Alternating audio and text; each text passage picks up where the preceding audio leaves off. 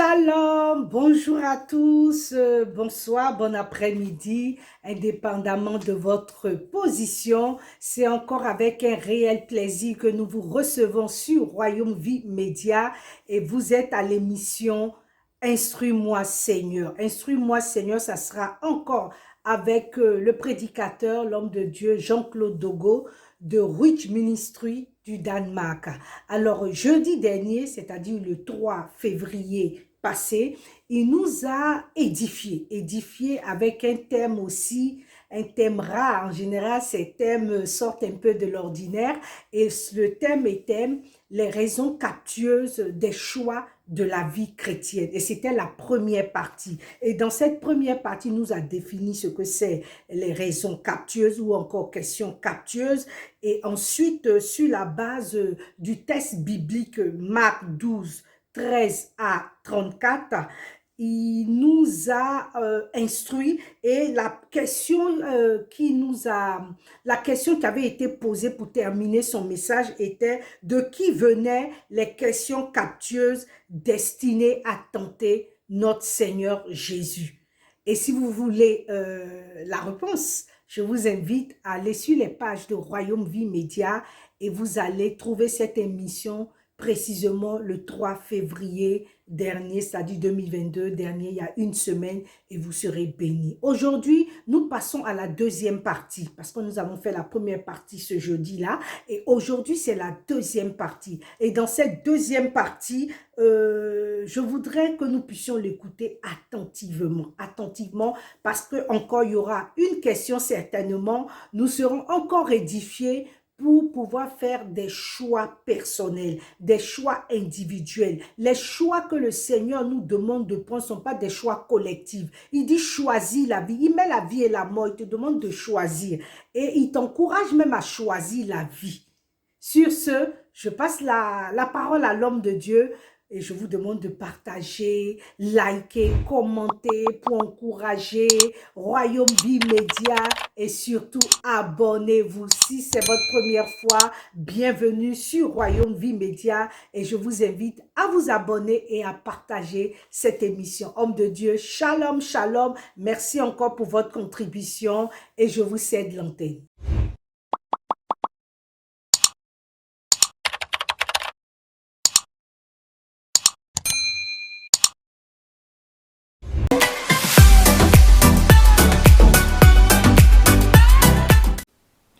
Shalom, roi et reine du royaume de Dieu, je suis Jean-Claude Dogo de Rich Ministries. Je salue ma sœur Elie Tabitha Amissa du Royaume Vie Média qui me fait l'honneur d'être avec vous encore à Instruis-moi Seigneur. Nous avions commencé la dernière fois un échange sur les raisons captieuses des choix de la vie chrétienne. Et nous avions dit que la première chose, le principe, c'est que les choix devaient être notre responsabilité à nous seuls et non une responsabilité collective, mais il y a des personnes qui viennent s'immiscer dans le processus de prise de décision pour les choix que nous avons à faire. Et malheureusement, souvent, ces personnes-là sont des leaders religieux. Ce sont des leaders religieux qui représentent ces personnes-là pour la plupart. Donc des personnes qui ont une certaine influence sur nous. Alors, nous avions terminé la première vidéo, le premier échange, avec une question. La question était la suivante: de qui venaient ces questions captieuses destinées à tenter Jésus à le surprendre par ses propres paroles? Et nous avions donné cette réponse: des pharisiens, des hérodiens, des sadducéens et des scribes, tous de grands connaisseurs de la loi, de la parole de Dieu. Alors, donc en somme, des hommes de Dieu, des leaders religieux. Aujourd'hui, bien-aimés, nous allons poser une deuxième question. Que dit Jésus qu'ils sont en réalité? Alors la réponse est: Jésus les qualifie d'hypocrites, de tentateurs, de personnes qui sont grandement dans l'erreur, et qui ne comprennent ni les Écritures, ni la puissance de Dieu. Enfin, Jésus nous prévient que ce sont des gens qui ne sont pas loin du royaume de Dieu. Quelle est donc, bien aimé, la première leçon que nous pouvons tirer de ce que nous venons de voir dans Marc 12, versets 13 à 34? C'est que les personnes qui vont vous approcher ou nous approcher avec des raisons ou des questions captieuses afin de nous tromper pour faire de mauvais choix sont des chrétiens et même des serviteurs de Dieu qui sont grandement dans l'erreur et qui ne connaissent ni les Écritures, qui ne comprennent ni les Écritures, ni la puissance de Dieu. Alors, il nous est donc, nous avons donc le choix ici, bien aimé, de tourner nos Bibles dans Deutéronome au chapitre 30, verset 19. Deutéronome 30, verset 19. Je prends aujourd'hui à témoin contre vous le ciel et la terre. J'ai mis devant toi la vie et la mort, la bénédiction et la malédiction. Choisis la vie afin que tu vives, toi et ta postérité, pour aimer l'Éternel ton Dieu, pour obéir à sa voix et pour t'attacher à lui, car de cela dépendent ta vie et la prolongation de tes jours. Et c'est ainsi que tu pourras demeurer dans le pays que l'Éternel a juré de donner à tes pères, Abraham, Isaac et Jacob. Bien aimé, nous avons lu Deutéronome, chapitre 30, versets 19 et 20. Vous voyez bien que le Seigneur ne dit pas « je mets devant vous ». Non. Bien vrai qu'il commence « j'en prends aujourd'hui à témoin contre vous, le ciel », mais il dit « j'ai mis devant toi la vie et la mort ». Et il dit au verset 20,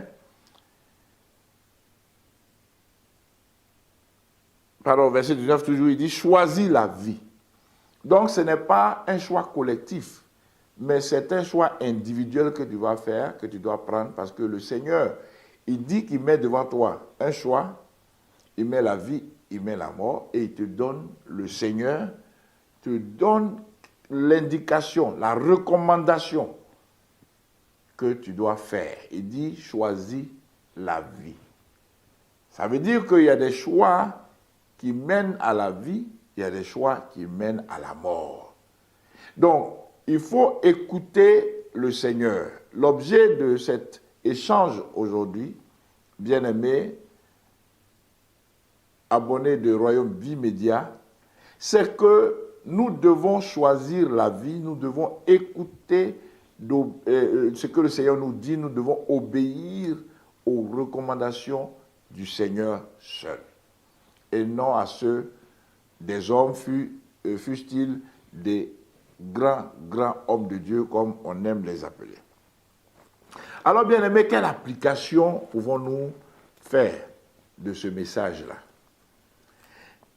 D'abord, nous devons vérifier les Écritures. Chaque fois qu'on nous prêche, quelle que soit la qualité de la personne qui est devant nous, qui est à la chair, qui nous prêche la parole de Dieu, nous devons faire comme ces Juifs d'Évérée. La Bible dit, ces Juifs d'Évérée avaient des sentiments beaucoup plus nobles que ceux de Thessalonique. Ils recevaient avec empressement la parole et ils examinaient chaque jour si ce qu'on leur disait était exact. Alors, que ce soit Paul, que ce soit Apollos, quelle que soit la personne qui venait devant eux, ils vérifiaient, ils recevaient d'abord la parole avec empressement. Donc, je vous invite, bien aimés, à vous connecter massivement à tous les programmes de Royaume Vie Média pour recevoir la parole avec empressement. Mais vérifiez, bien aimés, chaque jour si ce qu'on vous dit est exact. Parce que le choix que Dieu met devant nous chaque fois que nous écoutons la parole, c'est la vie et c'est la mort, et il nous demande de choisir la vie. Et une des clés pour choisir la vie, bien-aimé, c'est de vérifier si ce qu'on nous dit est exact. Alors, bien-aimé, de ce que nous devons faire alors comme application, c'est que nous devons savoir que notre temps, le temps dans lequel nous vivons, c'est les derniers temps dont Jésus a parlé. C'est-à-dire, quand nous avions donné notre vie au Seigneur dans les années 90, on entendait souvent les gens dire « Ah, Jésus revient bientôt. Ah, le bientôt de Jésus, là, ça dure, hein? Ça a duré plus de 2000 ans. Hein? Ah, vraiment, on attend seulement. Hein? Ah. Donc, vraiment, quand tu dis à quelqu'un « Bientôt, je vais t'aider », il ne faut pas que ça soit comme le bientôt de Jésus. Hein? Bien-aimé, Jésus est à la porte. Tous les événements qu'il a prédits dans la Bible qui arriveraient, qui précéderaient son second retour, sont là. Nous les vivons. Maintenant, ce ne sont pas des fables. Donc, si quelqu'un veut être sérieux avec le Seigneur, il doit être plus sérieux en ce moment-là qu'avant. Avant de continuer sur l'application, laissez-moi vous faire une révélation. Et cette révélation, c'est que les gens, le Seigneur se révèle de plus en plus à ses serviteurs, à ses servantes, aux frères, aux sœurs, partout dans le monde, de l'enlèvement. Et dans certaines révélations, les frères sont enlevés, les sœurs sont enlevées. Et dans d'autres, les frères auxquels le Seigneur s'est révélé ne sont pas enlevés. Quelle que soit ta situation, si le Seigneur se révèle à toi et qu'il te dit que tu es enlevé, bien aimé, ça ne veut pas dire qu'il faut te relaxer, il faut freiner. Non, continue de faire ce que tu faisais pour que le Seigneur te montre que tu as été enlevé le jour où il était venu dans ce songe que tu as eu. Mais si le Seigneur te montre que tu n'as pas été enlevé, rentre en toi-même, demande au Seigneur de te sonder et de faire sortir ce qui ne va pas dans ta vie pour que tu sois prêt le jour du vrai enlèvement. Parce que ça, c'était un enlèvement en songe. Bien aimé, alors la révélation, c'est que moi-même, il y a 2 semaines de cela, j'ai fait un songe terrible où l'enlèvement a eu lieu. Bien aimé, je n'ai pas été enlevé. Et je n'ai pas été enlevé, j'étais resté avec un grand homme de Dieu. Donc moi maintenant, connaissant la parole de Dieu, je commençais donc à me réfugier derrière la parole de Dieu. Je me dis, bon, l'enlèvement a eu lieu, malheureusement je n'ai pas été enlevé. Donc je dois donc, si je dois être sauvé, donc ça sera avec moi-même mon sang, ça sera mon sacrifice, puisque le sacrifice de Jésus est parti. Et l'homme de Dieu me dit, non, il faut laisser tout ça là. On n'a pas été enlevé, c'est fini pour nous. C'est bouclé, c'est géré, c'est calé. J'ai dit non. J'ai dit non, c'est parce que la parole de Dieu dit. Donc, bien aimé, vous voyez, je me suis mis à me regarder moi-même, à entrer en moi-même. Et le Seigneur a montré des imperfections et des tâches dont je devais me débarrasser. Donc, bien aimé, vous voyez que nous devons toujours nous remettre en cause, toujours entrer en nous-mêmes, demander au Seigneur de nous purifier afin que quand ce jour va venir, nous soyons enlevés, que nous ne fassions pas partie de ceux qui sont rejetés, de ceux qui vont rester là. Bien-aimés, je vous dis la vérité, j'ai été laissé là dans le rêve. Donc, pour dire quoi? Pour dire que nous qui prêchons la parole, nous serons jugés plus sévèrement que vous qui écoutez. Donc, bien aimé, un homme averti en vaut 2, dit-on généralement. Alors, bien aimé, dans ces temps de la fin que nous vivons, il y a une grosse grippe qui est apparue dans le monde. Et à cause de cette grosse grippe-là, on nous demande de nous prémunir, on nous demande de nous prendre des injections. Et il y a des gens, il y a des serviteurs de Dieu qui ont fait le choix de prendre cette injection-là. Mais rappelez-vous, bien aimés, au départ, nous avons dit que le choix est individuelle. Le Seigneur dit, je mets devant toi la vie et la mort, choisis la vie. Mais ces hommes de Dieu, ayant des grandes assemblées, qui ont décidé délibérément de prendre cette injection pour des raisons qui leur sont propres, ah, je dois aller prêcher dans des séminaires internationaux, j'ai des églises partout dans le monde, donc c'est des bonnes raisons. Pour cela, ils ont pris cette injection. Et ils viennent à la chaire et ils demandent à leur congrégation de faire comme eux, de prendre l'injection. C'est pour cela que, bien aimés, nous avons dit qu'il faut reconnaître les questions captieuses, les raisons captieuses des choix dans la vie chrétienne. Dieu met devant nous la vie et la mort et nous demande de choisir la vie. Jésus a été approché par des leaders religieux de tout compartiment. Aujourd'hui, l'Église, dans tous ses compartiments, a dû prendre une décision par rapport à la grosse grippe et par rapport à l'injection ou non. Je ne vais pas prendre les vraies terminologies, vous comprenez pourquoi. Alors, est-ce que vous devez prendre l'injection parce que votre pasteur a pris l'injection? Est-ce que vous devez prendre l'injection parce que votre bishop a pris l'injection? Votre archbishop a pris l'injection? À vous de voir. Vous avez l'occasion de comprendre que le choix est le vôtre. Si vous prenez l'injection et qu'il y a, par exemple, ici au Danemark, il y a des femmes qui ont dit que, depuis qu'elles ont reçu l'injection, elles ne voient plus leur menstru depuis 9 mois, alors la conséquence, c'est vous seul qui la vivez. Donc, si les choses se passent bien pour vous, tant mieux.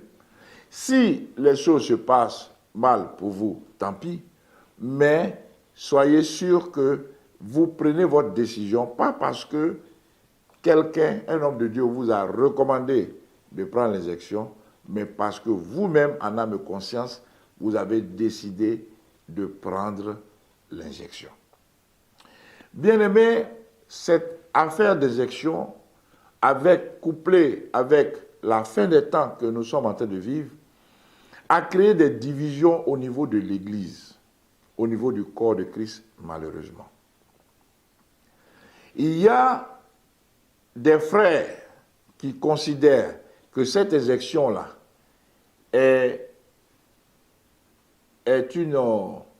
c'est la marque de la bête. Moi, je ne le considère pas. Mais, imaginez que ce soit la marque de la bête. Ça veut dire que ces frères qui ont pris l'injection se sont fait tromper par les raisonnements, les raisons captieuses. Mais je ne crois pas, sincèrement, que ce soit la marque de la bête. Mais c'est une tentative. Donc, vous êtes avertis. Parce que vous savez que la Bible déclare que l'esprit de séduction agit déjà. Le diable agit par la séduction. Il ne va pas vous dire, voici la marque de la bête, prenez-la. Non. Il va venir par des subterfuges. Et ces subterfuges-là sont aussi flagrants. Regardez par exemple,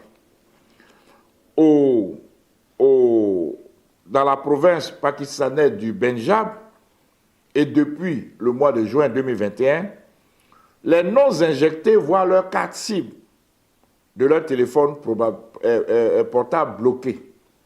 Donc, si moi je suis chrétien, que je vis dans cette province du Pendjab, et que j'ai besoin de... Parce que le seul accès à Internet dans ces provinces-là, c'est le téléphone. Et mon téléphone est bloqué, j'ai besoin donc de me faire injecter pour avoir accès au téléphone. Vous voyez cette raison? Ensuite, en Indonésie, certains des non-injectés se voient refuser la délivrance de leur permis de conduire et se voient couper les aides sociales ou ne reçoivent plus de courrier nécessaire au démarrage d'activités professionnelles. Donc, Et il y a même une femme qui s'est vue refuser sa plainte pour viol parce qu'elle n'avait pas l'injection, elle ne pouvait pas attester qu'elle s'est fait injecter, donc elle ne pouvait pas entrer même dans la police pour déposer sa plainte.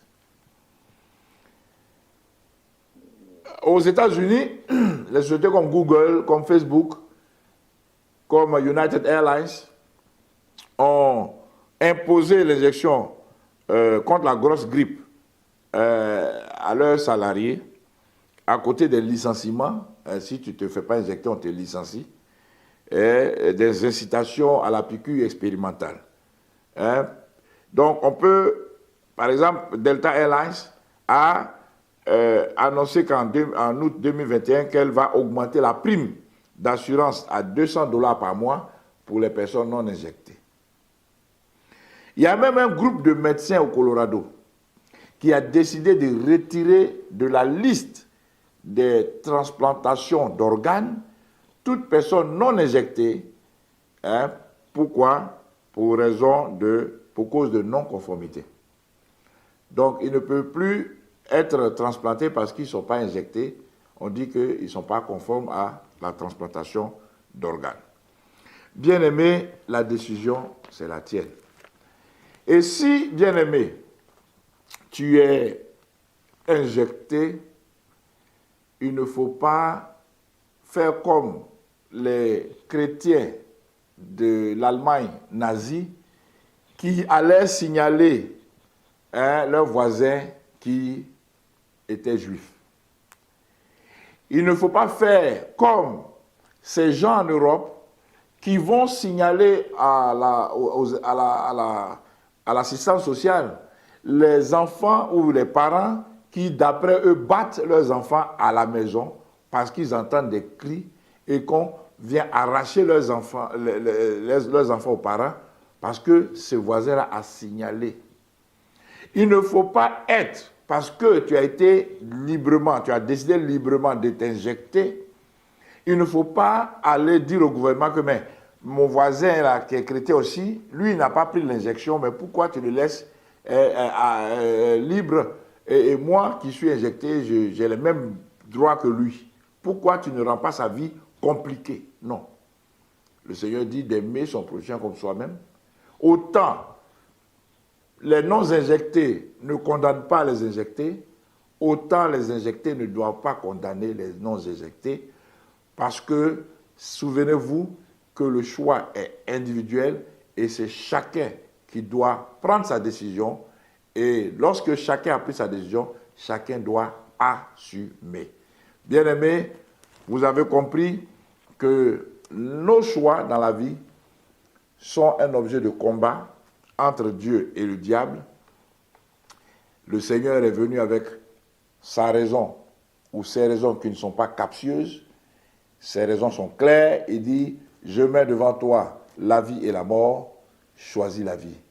Bien-aimé, que Dieu te bénisse. J'espère que tu n'es pas fâché avec moi après ce message, mais je pense que tu vas faire attention, tu vas exercer le discernement à partir de maintenant dans tous les choix que tu fais. Au nom de Jésus. Amen. Shalom.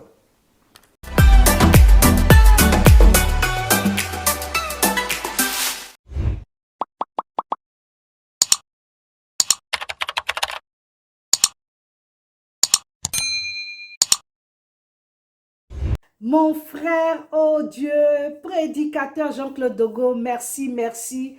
Que Dieu bénisse Rich Ministry et que Dieu continue à bénir ta maison. Nous avons été bénis et dans cette deuxième partie et la fin, parce que c'est que deux parties, la première, je vous invite encore, si vous venez de nous prendre en cours, d'aller sur la page de Royaume Vie Média Facebook. Vous avez la première partie qui était le 3 février, donc juste une semaine, vous pouvez retrouver facilement. Et dans cette dernière partie, deuxième et dernière partie, il y a eu encore une question, et la question, c'était comment Jésus qualifie ces personnes. Donc, en d'autres termes encore, que dit Jésus au sujet de ces personnes? Si vous venez de prendre l'émission en cours, c'est mieux de la révisionner pour pouvoir être béni. Et il est important de choisir la vie. Et le choix que tu vas faire, mon frère, ma soeur, que ça soit un choix influencé par la parole de Dieu, que ça soit un choix qui ne te compromette pas. Et vérifie si ton choix est conforme à la parole de Dieu, aux recommandations du Seigneur. C'est très important. Comme il a dit l'homme de Dieu pour terminer, les temps sont mauvais, Jésus est à la porte, il revient bientôt. Ne sous-estimons pas ou bien ne méprisons pas le mot bientôt. Notre Seigneur revient bientôt. Les temps sont mauvais, il est à la porte. Alors, c'est le temps de nous examiner, le temps de vérifier si nous sommes à la bonne place. Et ceux qui n'ont pas encore rencontré le Seigneur, nous vous lançons cet appel, cette invitation à faire votre rencontre personnelle avec notre Seigneur Jésus-Christ pour ne pas qu'il soit trop tard. Sur ce encore, partageons, bénissons des personnes à travers ce message et permettons à des personnes de faire la rencontre avec notre Seigneur Jésus, la paix avec notre Seigneur Jésus pour ceux qui ont rétrogradé. À très bientôt, partageons.